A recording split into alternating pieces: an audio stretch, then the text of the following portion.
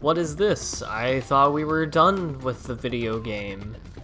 Well, we are. But I wanted to show off a couple things, because astute viewers may have remembered at the beginning of the run that I said that I was going to show off the little mini-games in this game, of which there are 3, Tiki Mini Golf, Lemur Rave, and Shuffleboard.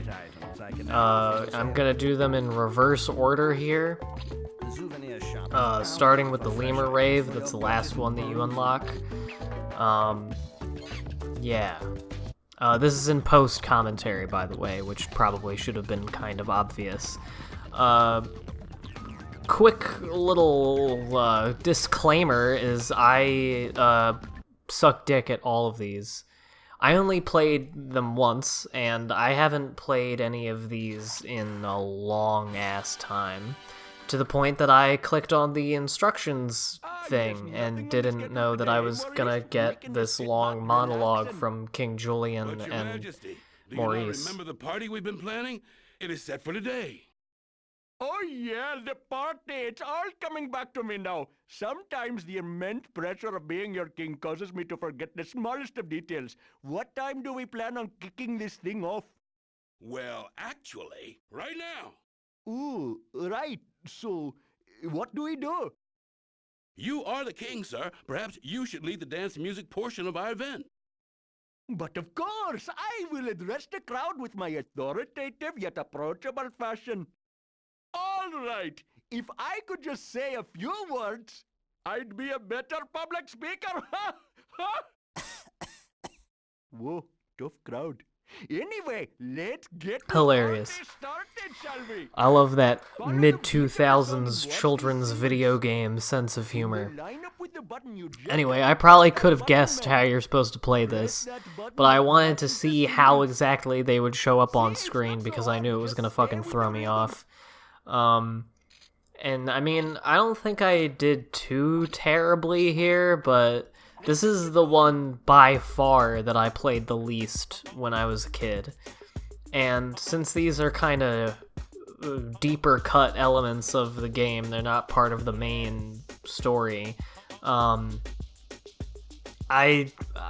haven't really played them all that often, and the last time I did was like when I was fucking around with the game as a kid, like around the first couple times that I played it. So I mean, this is the first time that I've done this in probably over 10 years at this point.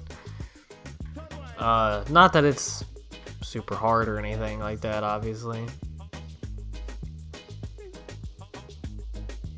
But it was a little bit difficult for me to get a good streak going. Mostly because the X and B buttons are reversed on my controller. The B button is what I use for X, and the X button is what I use for B when I'm playing GameCube games, just because of where they are on the controller, which would make you think that I would be better at this, but I kept thinking like X, okay, and then my brain goes to where the button that says X is on my controller, rather than on the side of the controller that is, you know, where the X button is supposed to be. And yeah, I don't know what you have to do to get that yes thing, but it is really funny. It's in other parts of the regular game where you know, get scores and shit. If you get past a certain point, then that little voice will go, yes, and it'll echo. I like it. I thought there was more to this, that's why I'm just sitting on this menu.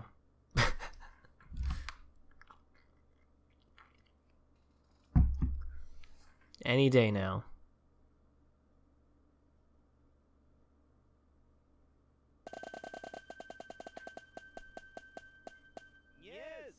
Yes! Lemur hairballs. And then we got that loud ass, like, I don't even know how you describe that sound. It's like a whoosh. It sounds like a when I hear it, I imagine, like, a cartoon of a clock, like the hands of a clock spinning out of control. Anyway, but that's what this video is. It's just gonna be showing off these mini games. The next two are far lengthier than Lemur Rave. You can do one game of that in about 2 minutes, as you can see. These are a little bit, a little bit lengthier. Ah, shuffleboard, game of kings. But to play with panache, you will have to learn the rules. The goal is to be the first player to score 15 points. Players take turns sliding pucks down the board. After all 8 pucks are thrown, only 1 player will score. They get points for all of their pucks that are past the deepest opponent puck. The pucks are worth the value of the scoring zone they are in. Yeah, so I'm not a big fan of this one. I'm gonna play as Melman here, just because I thought it would be funny to see his like clock head and his tissue box feet. I didn't know that when you're doing a single player thing of this that you play both players, which is really fucking stupid. Like, why would you let me just play against myself? Like, yeah, I'm controlling Alex here. Why? I also was never super good at this one. Mostly because, like, I get what the point of shuffleboard is, and I know, like, how you're supposed to win, I think. But, I mean, for one thing, it's just not very fun. For another thing, like all of the other, like, power meters in this game, it doesn't really seem to make a whole lot of sense. And I do think that there's a difference between characters, because I swear to God, at some points in this game, I did it with the exact same intensity with Alex as I did with Melman. And for some reason, Alex would, like, be more manageable and stop earlier, and Melman would keep going. So I don't know if that's true, but it is something that was kind of fucking me over. Like, yeah, like this, that was right at the 4th, or at the 3rd peg in the power-up meter. And here I am doing almost the same exact thing with Alex, but going much, much slower. And in a little bit, I go just under it, and I am only, like, just barely up to the 2 zone. Yeah, right here. Oh, I guess I get to the 3 zone. Maybe this makes more sense than I thought. But when I was playing it, it just felt like I was, you know, doing it at about the same time. See, this is only a little bit more, and yet, you know, fall off. I don't know, it just feels less than intuitive to me. Yeah, this one was just about, like, right up against where I was when I did the 3 one, and so, but it's, like, all the way back into the 1 zone. I don't understand. Also, shuffleboard sucks ass. Like, this is a terrible game. That's all I was thinking when I was playing this, was like, I wouldn't want to play this in real life. This sucks. It's, you know, pushing a puck and then, you know, yeah, I don't know. It's just not my thing. But nonetheless, I played it and I wanted to show the game, so here you go. If anyone would like to explain this to me of how to get real good at it, then I guess you can, but I don't really have any interest in getting good at shuffleboard in Madagascar, so. Because this game also took forever, and I never really knew, like, when it was ending. That's the other thing, is that it was difficult for me to, like, strategize, especially because, again, I was playing as both characters. And so I was like, okay, well, I want the character that I originally picked to win, but, you know, you can only fit so many pucks on here. I don't know, it was just, I don't really get this one.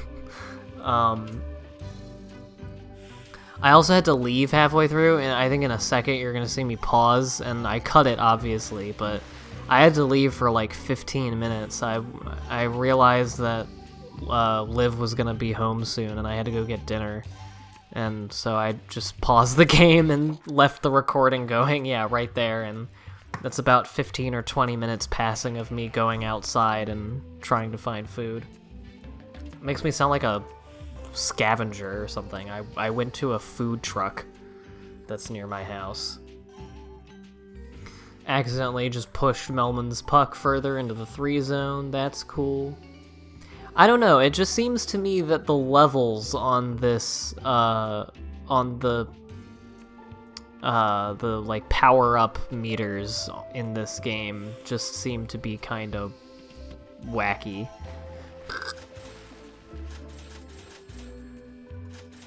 But there you go, big money. Melman's weird ass wins the game. And yeah, we get this nice 2-second view of a polar bear, and then that's it. So now we're on to the cream of the crop, the one that I actually played with some amount of frequency when I was a kid, but I still sucked at when I did it this time, which is Tiki Mini Golf. There's not really much to explain or say about it. It's mini golf. You hit the ball, get in the hole, there's shit in the way. Don't hit the shit. I don't have much in the way of complaints when it comes to the like mechanics or the physics of this mini game. I will say that again, like I always have trouble with the power-up meters in this game, but it works a little bit more intuitively in Tiki Mini Golf than elsewhere. I fucked up there. I timed that like an idiot and thought that it was gonna be higher up when it wasn't.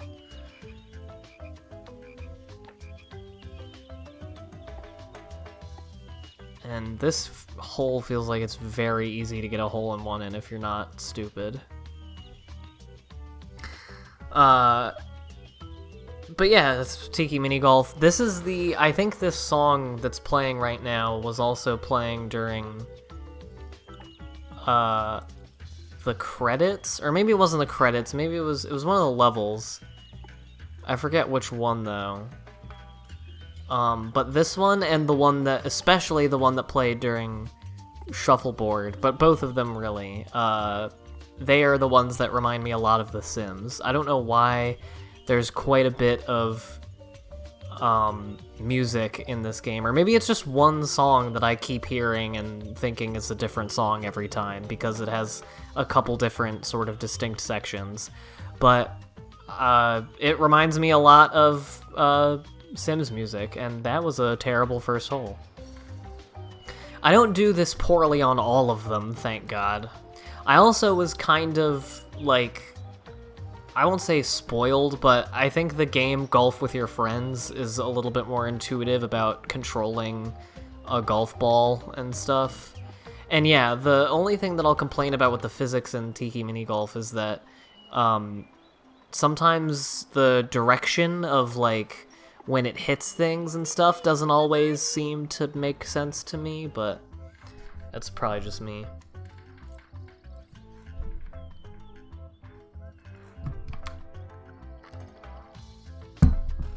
So, not really much specific or interesting to talk about here until I start sucking on the later holes, but I did want to mention, because I haven't talked a whole bunch about the Madagascar movies. I've mentioned them in relation to things in the game, and, you know, things that are in the movie that aren't in the game, or things that are in the game that aren't in the movie, or whatever. But I was thinking about it, and I've never really, unlike a lot, and I mean a lot of cartoons that I grew up with as a kid, I've never found much of anything when I think about the Madagascar series, or the MAD series, as the directors of it call it on the commentary. I've never found anything to really dive deep into about any of those. I've always sort of regarded them only as just being moderately entertaining kids' movies. But, yeah, that's cool. But, I don't know, maybe one day it would be interesting to look at the three of them more closely and maybe see if there are any thematic or story elements that are intriguing or that pop out at me as, you know, something to talk about. I think it could be interesting. Again, I have no idea what exactly that would be. Because, yeah, I don't know. They've never struck me as films that say much, but obviously every film says something, but I just don't know what it is. If any of my viewers have any hot takes or theories as to any sort of analytical readings of Madagascar or any of the movies in the series, then I'd love to know. I mean, I guess I feel like it would have to be something about like nature and about the natural state of things and of people. But I feel like I don't even know what the message would be there, because like Alex's natural state is being a carnivore, which he objectively is, but that's bad because carnivore means he'd eat his friends.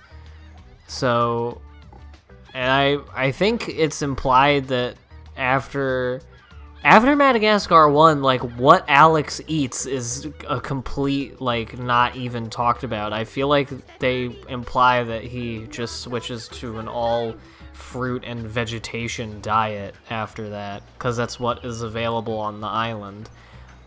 But, like, I don't know, renounce your natural self in, like, and instead do, you know, your civilized thing. Which is so weird because, I don't know, it's strange because most DreamWorks movies about animals tend to vilify humanity, and I have always felt that Madagascar, being the irreverent movie that it is, that was a bunch of hog shit. This whole is a bunch of dog shit and took me a trillion putts to get, as you can see.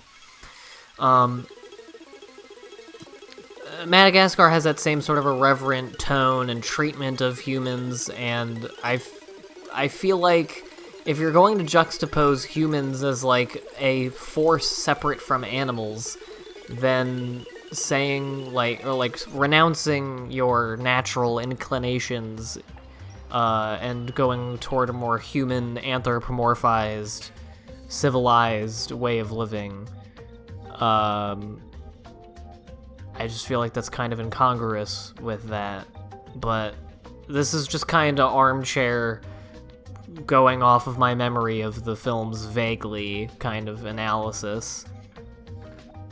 And I hate shit like this, where, you know, I don't know, you don't want to do just full power, but apparently you do.